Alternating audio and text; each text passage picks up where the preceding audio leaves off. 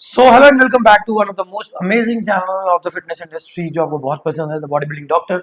और मैं आपका अपना कोच और होस्ट वरुण।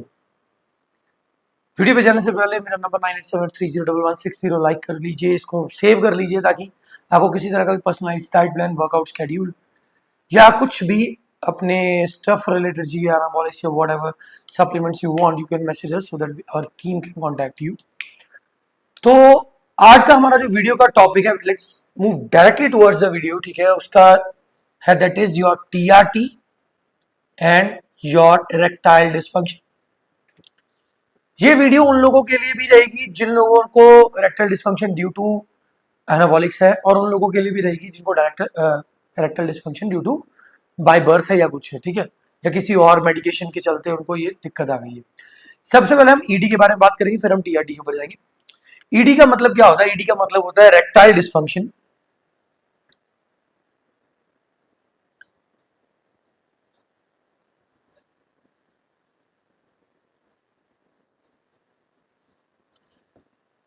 अगर आप कुछ पीछे जाओ तो मैंने अपनी कुछ वीडियोस बनाई जिसके अंदर मैंने एचपीटी एक्सिस को एक्सप्लेन किया था।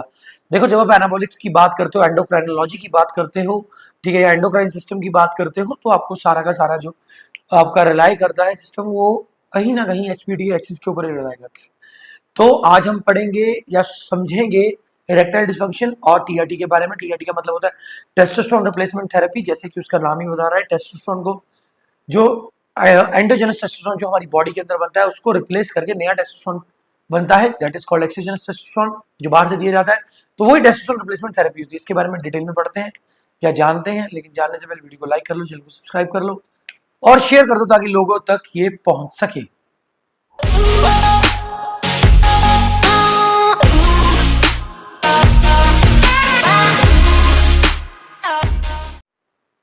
तो इरेक्टाइल डिसफंक्शन होता क्या है? इरेक्टाइल डिसफंक्शन वो एक प्रॉब्लम है जो हम पहले एनाबॉलिक्स यूजर की बात करेंगे, वहीं से जो नॉर्मल लोग हैं उनको भी ये चीज समझ में आ जाएगी। जब हम एनाबॉलिक्स यूज करते हैं तो हमारा एचपीटी एक्सिस शट हो जाता है, जिसका जो रीजन होता है ये होता है कि हमारी बॉडी अपना एंडोजेनस टेस्टोस्टेरोन नहीं बना रही। एंडोजेनस और एक्सोजेनस दो तरह के टेस्टोस्टेरोन होते हैं, एंडो एंड एक्सो। एक्सो वो है जो हम बाहर से दे रहे हैं, और एंडोजेनस वो है जो बॉडी के अंदर ही बन रहा है, which is near about 6.5 mg per deciliter for a day।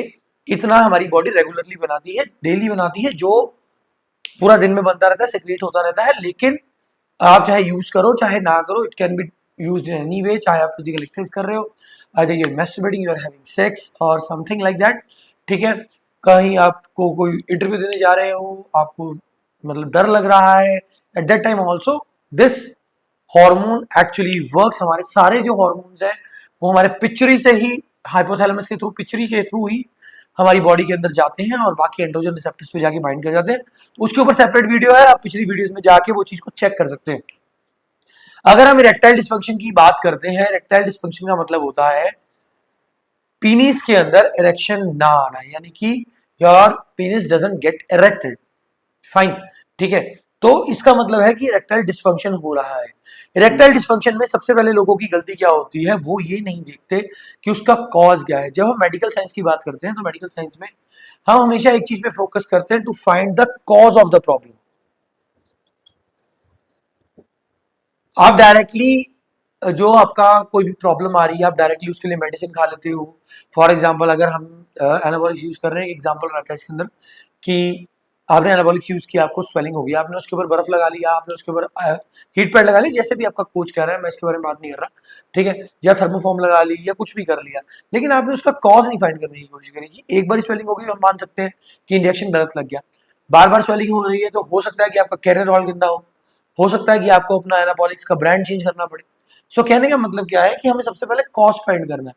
Erectile dysfunction का जो मेन हमारा कॉज रहता है, that is due to HPTA access.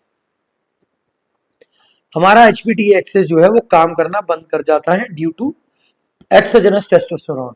अब बहुत से लोग बोलेंगे कि ऐसा क्यों होता है, इसके ऊपर सेपरेट वीडियो, लेकिन शॉर्ट में बता देता हूं। जब हमारी बॉडी, चलो हम इसको थोड़ा सा एक्सप्लेन कर देते हैं, क्योंकि कहीं ना कहीं सब कुछ जो है वो इस एचपीटीए एक्सिस के ऊपर ही है। रिलाई करता। तो अब इतनी बारी बन चुका है, मुझे वैसे ही याद हो चुका है। तो मान लो ये आपका ब्रेन है, ठीक है, यहाँ पे हाइपोथैलेमस है, और यहाँ पे कहीं इसका एक्चुअल में जो ये है, ये पिचरी है, ठीक है, नाम मैं लिख देता हूँ। और पिचरी से यहाँ पे हमारे दो निकलेंगे, और ये जाके आपकी टेस्टिस होगी, ठीक है।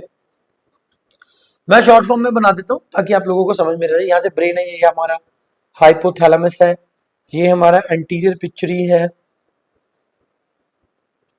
ब्रेन सिग्नल देता है हाइपोथैलेमस को, हाइपोथैलेमस इन रिटर्न जीएनआरएच को रिलीज कराता है, विच इज गोनाडोट्रोपिक या gonadotropin releasing hormones. Gonadotropin releasing hormones आगे जाके इंटीरियर पिक्चरी के ऊपर हिट करते हैं और वो रिलीज कराते हैं एलएच एंड एफएसएच। ये दो चीजों को वो रिलीज कराते हैं, जो कि इन टर्न हमारी टेस्टिस में जाते हैं, दोनों ही टेस्टिस में जाते हैं। और टेस्टिस में एक होते हैं हमारे पास लेडिक सेल्स,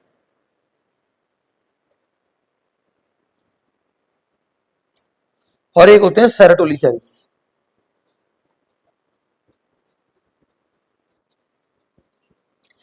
जो हमारा एलएच है वो जाके हमारे एलएच के साथ लेडिक सेल्स के साथ कंबाइन करके टेस्टोस्टेरोन बनाता है, और जो हमारे एफएसएच हैं वो सेरोटोली सेल्स के साथ कंबाइन होके स्पर्मेटोजेनेसिस कराते हैं, यानी कि the process to make sperm, ठीक है। तो ये एक प्रोसेस होता है एचपीटीएक्स। इसके बाद क्या होता है, इसके बाद एक नीचे एंड्रोजन रिसेप्टर्स होते हैं, ये जो टेस्टोस्टेरोन है ये जाके इस पे बाइंड होता है और आगे सिग्नल भेजता है एंटीरियर पिक्चरी प्लस हाइपोथैलेमस को कि अब हमारे पास इनफ टेस्टोस्टेरोन है और आपको टेस्टोस्टेरोन बनाने की जरूरत नहीं। या on the other hand testosterone use हो गया है, वो हमारे पास कम टेस्टोस्टेरोन है और अब आपको और टेस्टोस्टेरोन बनाने की जरूरत है। एक चीज का ध्यान रखना है, मैंने पिछली वीडियो में भी बताया था कि टेस्टोस्टेरोन के थ्रू ही स्पर्मेटोजेनेसिस होगा। अगर टेस्टोस्टेरोन नहीं बन रहा है तो स्पर्मेटोजेनेसिस भी नहीं होगा। इसीलिए पीसीटी में हमेशा बोला जाता है कि आपने एलएच और एफएसएच को जरूर करवा। इवन की in females also FSH is checked जब प्रेगनेंसी कंसीव करवानी है, और मेल्स के अंदर भी एलएच और एफएसएच को दोनों को ही हाईलाइट रखा जाता है ताकि आपकी प्रेगनेंसी इजिली अटेनेबल हो, ठीक है। अब बात करते हैं इरेक्टाइल डिस्फंक्शन की। ईडी होता कैसे है? जब ईडी की बात आती है ना, ईडी का मतलब होता है ब्लड फ्लो हमारे पीनिस के अंदर जाना बंद हो जाता है, तो हमारी पीनिस जो है वो इरेक्ट नहीं होती, क्योंकि देखो उसके अंदर वेन्स है, वेन्स जो है वो वैसोडाइलेशन होगी। तो वैसोडाइलेशन और वैसोकंस्ट्रिक्शन दो अलग अलग प्रोसेस होते हैं। वैसोडाइलेशन को मैं ऐसे समझाता हूँ, जब आप बाइसेप लगा रहे हो आपको पंप फील होता है, आपकी जो जब आपकी बॉडी फैट परसेंटेज डाउन है तो आपकी वेन्स क्लियर हो जाती है और वेन्स आपको मोटी मोटी दिखती है, हमने देखा होगा body builders. That is due to vasodilation. Vasoconstriction का मतलब होता है वेन्स का छोटा होना और ब्लड फ्लो के अंदर से रिस्ट्रिक्ट होना। बहुत सारे केसेस के अंदर वैसो कंस्ट्रिक्शन होता है, लेकिन वो एक तरह की प्रॉब्लम है, vasodilation is not a problem. तो अभी ऐसे भी मान सकते हो कि वैसो कंस्ट्रिक्शन की वजह से इरेक्टाइल डिस्फंक्शन होता है, क्योंकि बॉडी के अंदर प्रॉपर ब्लड फ्लो उस एक पर्टिकुलर रीजन में, प्राइवेट पार्ट में नहीं पहुंच पा रहा है, जिस वजह से इरेक्टाइल डिस्फंक्शन हो रहा है, ठीक है। अब ये इरेक्टाइल डिस्फंक्शन हुआ क्यों है? क्योंकि ये वाला जो प्रोसेस है ये बंद हो चुका है, आपकी एचपीडी एक्सिस शट है। दिस इज द रीजन कि आपको इरेक्टाइल डिस्फंक्शन है। ये फॉर एनाबॉलिक यूजर भी सेम रहेगा, फॉर नॉन एनाबॉलिक यूजर भी सेम रहेगा कि एचपीडी एक्सिस शट हो चुकी हैं। That can be due to anabolics, that can be due to NSAID. अब मैं एनएसएआईडी लिख देता हूं भाई, यहाँ पे पता रहेगा। NSAID, NSAID non steroidal anti inflammatory drugs होते हैं, ठीक है, जो कि यूज होते हैं कि आपको कभी डॉक्टर प्रिस्क्राइब कर देता है कि आपको स्वेलिंग हो रखी है ये वो, ठीक है, तो वो एनएसएआईडी में आ जाते हैं। तो इनकी वजह से भी ईडी हो सकता है। कोई आपकी मेडिसिन चल रही है एक्ने की, उसकी वजह से भी ईडी हो सकता है, या कोई भी आपकी स्ट्रेस है। देखो अगर आपका स्ट्रेस हार्मोन रिलीज होगा, ज्यादा स्ट्रेस होगा तभी भी आपको ईडी के चांसेस बढ़ जाते हैं। तभी हम एक चीज करवाते हैं, जब भी हम लोग टेस्ट करवाते हैं फॉर पीसीटी, हम कॉर्टिसोल का टेस्ट जरूर साथ में कराते हैं। कॉर्टिसोल एक स्ट्रेस हार्मोन गिना जाता है हमारी बॉडी के अंदर। अगर कॉर्टिसोल का लेवल इंक्रीज होगा तो टेस्टोस्टेरोन ड्रॉप करेगा, and that is for sure. यानी कहने का मतलब क्या है कि testosterone is inversely proportional to your cortisol. Cortisol will decrease, testosterone will increase. देखो सिंपल सी बात, स्ट्रेस होगा तो किसी भी तरफ ध्यान नहीं लगता है। So this is the reason कि यू फील इरेक्टाइल डिस्फंक्शन। ये तो टेम्परेरी चीजें हैं, यू कैन ओवरकम इट। अगर आपको स्ट्रेस हो रहा है तो मेलाटोनिन, रात में नींद नहीं आ रही है, तभी भी आपको ये दिक्कत आ सकती है, तो मेलाटोनिन आप यूज कर सकते हो। अगर आप एनाबॉलिक्स की वजह से ट्रेन यूज कर रहे हो, 19 और फैमिली का कोई कर रहे हो, आपको नाइट स्वेट्स हो रहे हैं, even then you can have this. Coming to anabolics, आप डेका यूज किया है, आपने पीसीटी कर ली है एक हफ्ते बाद, 10 दिन बाद, ठीक है, उसकी हाफ लाइफ को चेक नहीं किया, या ज्यादा देर वेट नहीं की करने के लिए, तो आपको ईडी की दिक्कत आ सकती है। नॉर्मली ईडी देखने को मिलता है एक एनाबॉलिक यूजर में, जैसे उन्होंने आज सामान बंद किया है तो अगला 1 महीना 1.5 महीना या उसके बाद नॉर्मली 1 महीने के बाद आपको ईडी देखने को मिल जाता है, चांसेस हो जाते हैं। अगर प्रॉपर पीसीटी नहीं किया, उनको नहीं पता है, proper medication at the time of cycle use नहीं करी है, तभी भी ये दिक्कत आ जाती है। ठीक है, तो अब ईडी हो गया है, तो ईडी से हम बाहर कैसे आए, सबसे पहले तो ये देखना बहुत जरूरी है। जैसे कि मैंने बताया कि ये हमारा एचपीटी एक्सिस है, और अगर एचपीटी एक्सिस आपका वर्क नहीं करेगा प्रॉपर वे में, तो इट इज 100% श्योर कि आपको ईडी होगा ही होगा। ईडी के अलावा आपके लो लिबिडो, मूड स्विंग्स, ठीक है, डिलेड मसल ग्रोथ, ये सारी चीजें आएंगी, क्योंकि टेस्टोस्टेरोन का लेवल कहीं ना कहीं लो आ गया। तो इस चीज को कवर करने के लिए हमारे पास 2 वेज होते हैं। देखो, आप किसी यूरोलॉजिस्ट के पास जाते हो, यूरोलॉजिस्ट कौन होता है? यूरोलॉजिस्ट वो पर्सन होता है जो आपको किसी तरीके की sexual advice in medical terms देता है, ठीक है, जिसकी स्टडी होती है इन चीजों के ऊपर ही स्पेशली। इन इंडिया आपको यूरोलॉजिस्ट तो बहुत मिलेंगे, यूरोलॉजिस्ट तो बहुत मिलेंगे, लेकिन एक चीज आपने ध्यान रखनी है, when you are an anabolic user, आपका डॉक्टर भी ऐसा हो जिसको एनाबॉलिक्स की नॉलेज हो, तो ज्यादा अच्छी बात है। इसमें मैं ऐसे क्लियर करता हूं कि anabolics induced hypogonadism,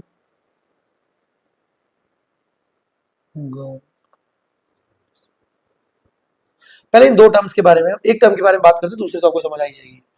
natural hypogonadism,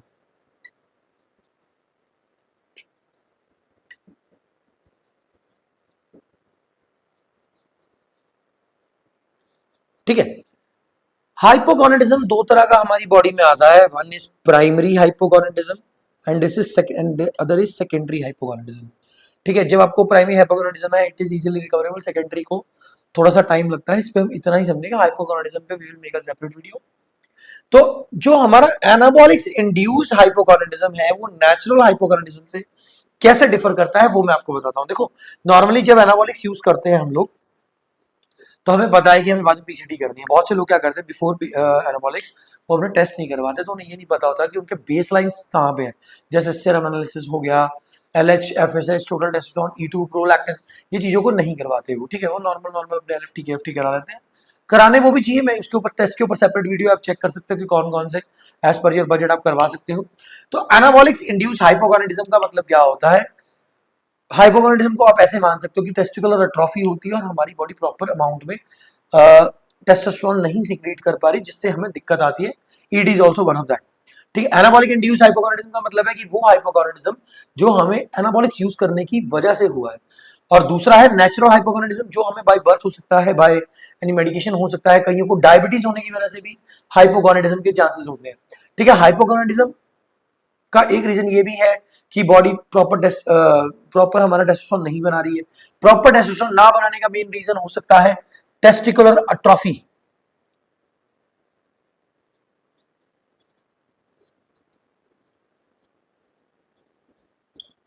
ठीक है, टेस्टिकुलर अट्रॉफी का मतलब क्या होता है? टेस्टिकुलर अट्रॉफी का मतलब मैंने एचपीटी एक्सिस में समझाया था, रिपीट कर देता हूं कि टेस्टिकल्स का श्रिंक करना, मान लो ये एक्चुअल साइज है, और जब आप एनाबॉलिक्स ले रहे हो तो ये बिफोर है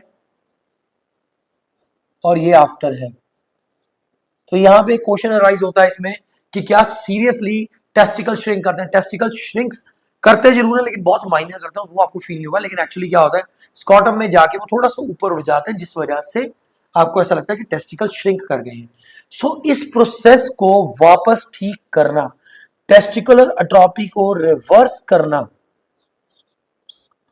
इट इज पॉसिबल, ठीक है। टेस्टिकल अट्रॉफी पे ही पहले मेन हिट किया जाता है, क्योंकि जब आप टेस्ट करवाते हो तो उसमें एलएच एफएसएच दिखा जाता है कि आपका एलएच कितना है, एफएसएच कितना है। तो टेस्टिकल अट्रॉफी को ही सबसे पहले हिट किया जाता है, तो उसको रिवर्स करना पॉसिबल है। मतलब आप ये लगा लो 100 में से 95 to 97% भी लगा सकते हो आप कि आउट ऑफ 100 97% इसको रिवर्सेबल है ये, ठीक है। बहुत से आपको डॉक्टर्स डरा देते हैं या कुछ। देखो एक्चुअली जिसकी स्टडी जिस लाइन में, मैं किसी को गलत नहीं बोल रहा, अगर किसी डॉक्टर की स्टडी या किसी यूरोलॉजिस्ट की स्टडी एनाबॉलिक्स बेस्ड है ना, वो आपको डायरेक्टली बोलेगा कि it is reversible. But there are still, मतलब कि साइंस 1% केस बोल रही है, मैं 2 to 3% केस बोल रहा हूं जो प्रॉपर रिवर्सिबल नहीं होते। ठीक है, उनके कंसेप्ट अलग होते हैं, उनकी डिफरेंस अलग हो सकता है उनको बाय बर्थ हो, लेकिन उन्होंने कभी चेक नहीं करवाई, क्योंकि बहुत सारे लोग पहला साइकिल शुरू करने से पहले अपना कभी स्पर्म काउंट नहीं चेक कराते, अपने बॉल्स का साइज नहीं चेक कराते। सो वो एक डिफरेंट वे है। तो जो एनाबॉलिक इंड्यूस हाइपोगोनाडिज्म है that can be recovered, recover करने के लिए जैसे मैंने पीसीडी बताई है कि पीसीडी की सेपरेट वीडियो है कि पीसीडी करोगे तो वो आपका रिकवर हो जाएगा। पीसीडी को बार बार रिपीट भी करना पड़ता है, कभी 3 महीने 6 महीने या साल भी पीसीडी चल जाती है डिपेंडिंग अपॉन योर कंडीशन, लेकिन रिवाइव हो जाता है। तो अब हम बात करते हैं कि क्या कोई और भी वे है इसको रिवर्स करने का। कि फॉर एग्जाम्पल मैंने फर्टिलिटी नहीं प्रिवेल करनी, या मेरी मैरिज हो चुकी है, बच्चे हो चुके हैं, लेकिन मुझे फर्टिलिटी नहीं प्रिवेल करनी, लेकिन ठीक है I still want to enjoy my sexual life. ठीक है, तो कई तरह के लोग होते हैं भाई। तो तो उसके लिए हम लोग एक चीज यूज करते हैं that is called TRT, which is known as testosterone replacement therapy.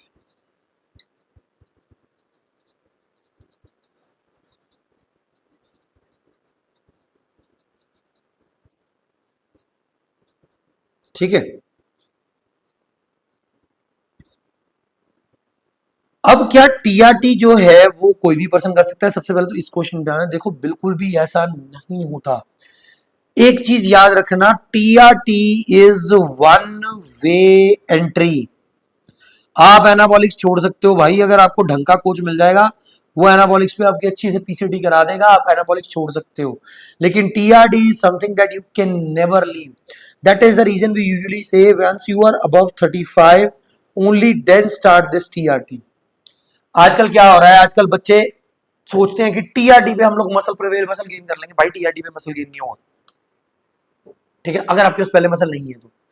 TRD is a different thing, microdosing is a different thing. TRT actual में कैलकुलेट कैसे होती है, सबसे पहले तो ये समझो, आपको यूरोलॉजिस्ट के पास जाना पड़ेगा, आपकी एज, हाइट, वेट, आपकी फिजिकल कंडीशन को चेक करके यूरोलॉजिस्ट आपको प्रिस्क्राइब करेगा आपकी टीआरटी की डोज, जो कि स्टार्ट करती है somewhere from 12.5 mg to max 35 mg।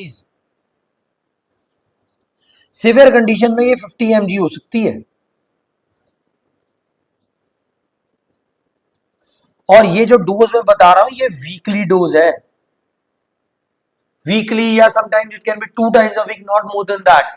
ठीक है, टीआरटी का मतलब होता है वो तरीका लगाते हैं ताकि आपकी बॉडी जो है वो कोशिश करती रहे कि नेचुरल प्रोडक्शन शुरू हो जाए, और ड्यू टू टीआरटी आपकी जो सेक्सुअल लाइफ है, जो नॉर्मल लाइफ है, मैरिड लाइफ है, वो प्रॉपरली चलती रहे। ठीक है, लेकिन जब आप फर्टिलिटी की बात करेंगे आपको टीआरटी भी बंद करनी पड़ेगी। So TRT is a temporary option to get out of erectile dysfunction, क्योंकि once body will start recognizing कि बाहर से मुझे टेस्टोस्टेरोन मिल रहा है, तो बॉडी उस हिसाब से अपना टेस्टोस्टेरोन बनाना बंद कर देगी, या बंद किया हुआ टेस्टोस्टेरोन है तो बॉडी के बाकी प्रोसेस चल जाएंगे। क्योंकि जैसे हमने पहले देखा था कि जो हमारी पिट्यूटरी एक्सिस है वो उसमें जो एंड्रोजन रिसेप्टर्स हैं वो मैसेज करते हैं कि नया बनाओ, लेकिन बॉडी अपना नया बना नहीं पा रही क्योंकि हाइपोगोनाडिज्म इंड्यूस हो चुका है। ठीक है, नया वो टेस्टोस्टेरोन नहीं बना पा रही। सो उस टाइम पे बॉडी क्या करती है, एक्सोजेनस टेस्टोस्टेरोन को आइडेंटिफाई करती है और अपने बाकी प्रोसेस शुरू करवाती है, एस्ट्रोजन कन्वर्जन शुरू करवाती है, जो कि बॉडी के लिए ऑल्सो रिक्वायर्ड है। एक और बात, अगर आपको ईडी है तो आप ये भी समझो कि आपको इरेक्टाइल डिस्फंक्शन का रीजन ये भी हो सकता है कि आपकी बॉडी के अंदर एस्ट्रोजन की भी कमी है। बहुत से कोच, बहुत से लोग स्टार्टिंग ऑफ द साइकिल से एआई या एस्ट्रोजन ब्लॉकर यूज करते हैं, वो गलत है। ठीक है, तो टेस्टोस्टेरोन रिप्लेसमेंट थेरेपी में मैंने ये बता दिया कि डोजेज कैसे कैलकुलेट होती है। अब लोगों का ये क्वेश्चन रहेगा कि भाई मैं तो बहुत कम डोज पे हूं, मैं तो टेस्टोस्टेरोन टीआरटी के ऊपर ही मेरी सारी तैयारी हो रही है। वो भाई वो टीआरटी नहीं है, टीआरटी की डोज ये होती है, वो माइक्रो डोजिंग है।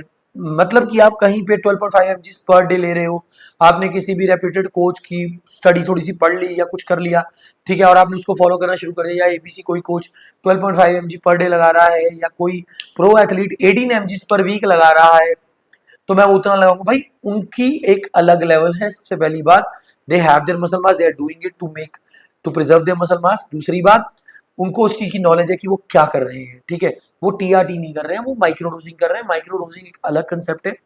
उसके ऊपर वीडियो आएगी बहुत जल्दी। माइक्रो डोजिंग में आप अपने ब्लड सीरम लेवल स्टेबल करते हुए जाते हो, इसमें ब्लड सीरम लेवल स्टेबल नहीं होते।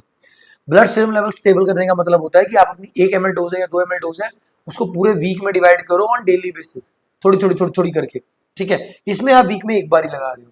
सो TRT is something else and that is something else. TRT आप तभी करो व्हेन यू आर 35 और अबव 35, ठीक है, and you don't want to prevail fertility, तभी भी आप टीआरटी के ऊपर जा सकते हो। क्योंकि अगर आपने फर्टिलिटी प्रिवेल करनी है तो पहले फर्टिलिटी की तरफ जाओ, आपका हो जाता है जो भी आपने बेबी प्लान करना है, या for the what reason you are prevailing fertility, this is the only reason people try to prevail fertility. तो उस टाइम पे आप अपना ये क्या बोलते हैं, एनाबॉलिक इंड्यूस हाइपोगोनाडिज्म से बाहर हो, आप अपना टीआरटी यूज कर सकते हो, लेकिन देयर आर स्टिल चांसेस कि टीआरटी भी आपको वापस स्टेज में ले जाए, ठीक है। So for that reason do it under perfect guidance, क्योंकि अगर आप वैसे ही बॉडी के अंदर थोड़ा टेस्ट डालना शुरू करोगे, आज डाल दिया कल नहीं डाला, क्योंकि जब हम टीआरटी की बात करते हैं तो टीआरटी में भी हाफ लाइफ काउंट होती है, लेकिन माइक्रोडोजिंग इज अ डिफरेंट थिंग, उसमें हाफ लाइफ जल्दी काउंट नहीं होती, क्योंकि हाफ लाइफ जो होती है वो 1 ml समथिंग के हिसाब से बनी होती है, और हमारी जो माइक्रोडोजिंग है वो तो 1/8 या 1/10 हिस्सा होता है, उतना भी नहीं होता किसी टाइम पे हमारी 1 ml की डोज का। So this was all about the today's video, hope you like the video. अगर कुछ आपके कमेंट्स हो तो हमारे कमेंट सेक्शन के अंदर जरूर मैसेज करें, ताकि हमें पता लगे कि हमारी क्या गलतियां हैं, या क्या नेक्स्ट पे हम आप वीडियो देखना चाहते हो, हम उस पर वीडियो बनाएंगे। सो वीडियो को लाइक कर दो, चैनल को सब्सक्राइब कर दो, and thanks for watching the video.